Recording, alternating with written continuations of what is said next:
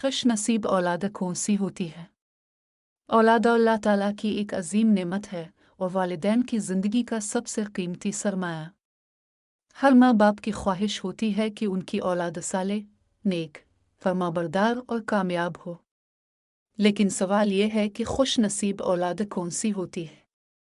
क्या वो जो दुनियावी दौलत और ऐश व आराम में ज़िंदगी बसर करे, या वो जो अपने अखलाक, किरदार और दीन पर अमल करने में सबसे आगे हो?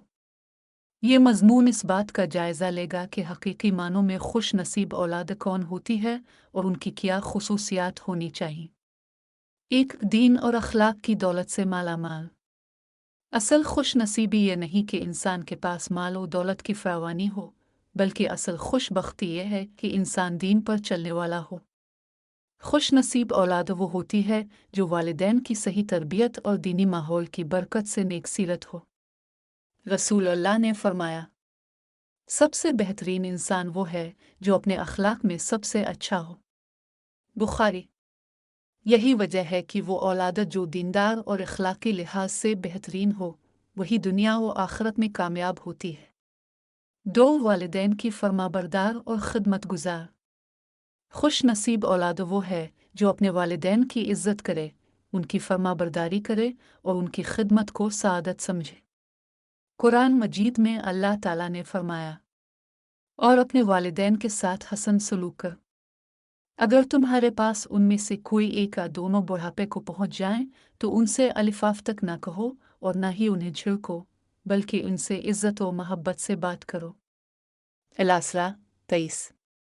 जो औलाद अपने वालिदैन की खिदमत करती है, अल्लाह ताला दुनिया में भी इसके लिए आसानियां पैदा करता है और आखिरत में भी इसे बुलंद दर्जात अता करता है। 3, मेहनती और ईमानदार। मेहनती और ईमानदार औलाद खुश नसीब होती है क्योंकि कामयाबी का राज दियानतदारी और मेहनत में पोशीदा है। जो बच्चा बचपन से ही ईमानदारी और मेहनत की आदत अपनाता है, वो जिंदगी में कभी नाकाम नहीं होता। रसूल अल्लाह ने फरमाया, मेहनत करने वाला अल्लाह का दोस्त होता है। तिर्मिज़ी। वो औलाद जो हलाल रोज़ी कमाती है, किसी पर बोझ नहीं बुनती, दूसरों की मदद करती है और अपनी मेहनत से कामयाबी हासिल करती है, वही असल खुश नसीब होती है। 4, दुनिया व आखिरत में कामयाब।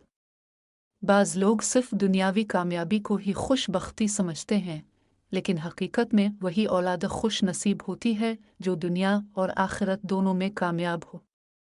रसूल अल्लाह ने फरमाया, अक्लमंद वो है जो अपनी आखिरत के लिए अमल करे। तिर्मिज़ी। अगर कोई बच्चा दुनिया में आला तालीम हासिल करके बड़ा ओहदा हासिल कर ले लेकिन दीन से दूर हो, तो वो हकीकत में महरूम है।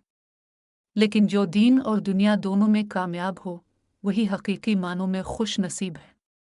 5, वालिदैन के लिए सदका जारिया।